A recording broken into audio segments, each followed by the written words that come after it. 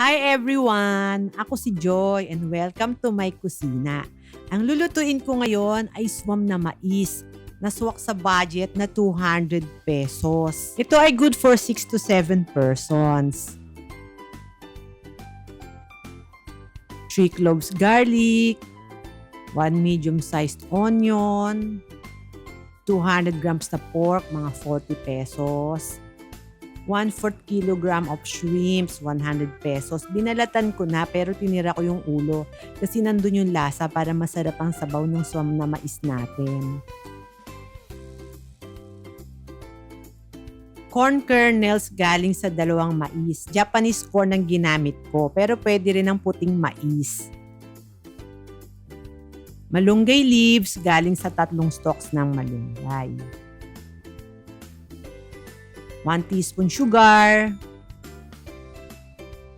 1.5 tablespoons ng asin, 1 teaspoon ground pepper, 2 tablespoons ng cooking oil, 4.5 cups water pang sabaw. Painitin natin ang pan, tapos lagay natin ang cooking oil. Lagay na natin ang bawang. Halu-haluin para wag masunog. Pag luto na yung bawang, pwede nang ihalo ang onions. Haluin din hanggang sa maging translucent ang onions. Pwede nang ilagay ang ground pork. Haluin natin mabuti para maluto lahat ang giniling. Takpan. Haluin uli after 5 minutes. Para yung ibang side naman ng giniling maluto din. Tuloy-tuloy lang natin siyang igisa hanggang sa maging brown na. Mas masarap kasi kung medyo parang natotoast ng konti yung giniling.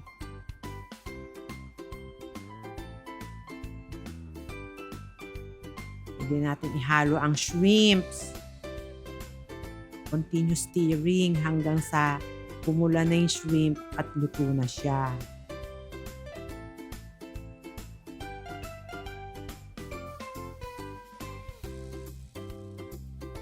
Yan, namumula na yung shrimps. Ibig sabihin, nagluluto na din siya.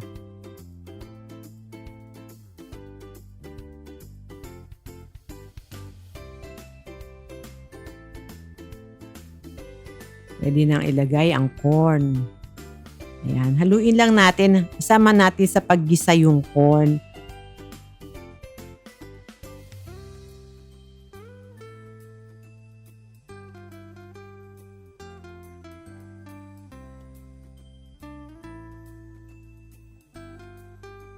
Lagay na natin ang tubig.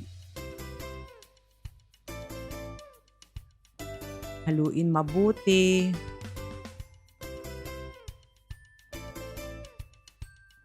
Ilagay na natin ang asin,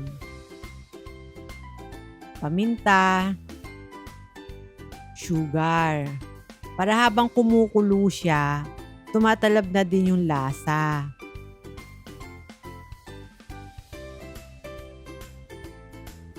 Tatakpan na natin at papakuluin ng 10 to 15 minutes.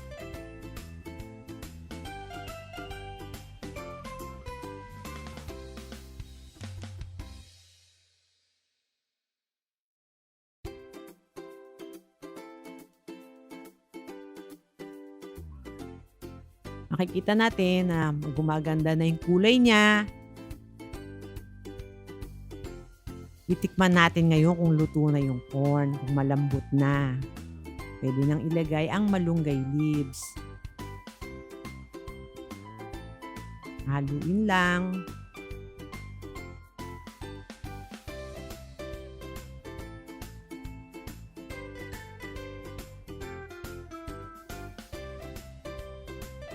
Takpan uli.